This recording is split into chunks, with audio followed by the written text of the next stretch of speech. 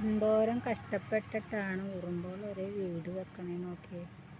പലപ്പോഴും നമ്മൾ പിന്നെ ഉറുമ്പിൻ്റെ കൂട് കാണുമ്പോൾ മിക്കവരും തട്ടിക്കളയാറുണ്ട്. ഈ വീഡിയോ കാണുന്നവർ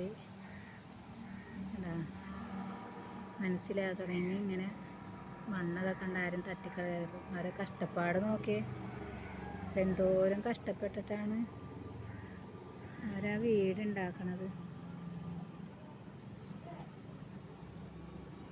അകത്തുനിന്ന് മണ്ണ് എടുത്തുകൊണ്ടും വന്നിട്ടാണ് പുറത്തിങ്ങനെ പശ പോലെ ഇങ്ങനെ വെച്ചൊരു കൂമ്പാരം പോലെ ആക്കണം.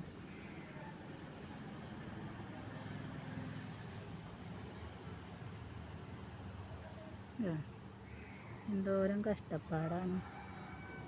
ഒരുപാട് കഷ്ടപ്പെട്ടിട്ടാണ് ആ ജോലി ചെയ്ത് തീർക്കണതായിരുന്നു.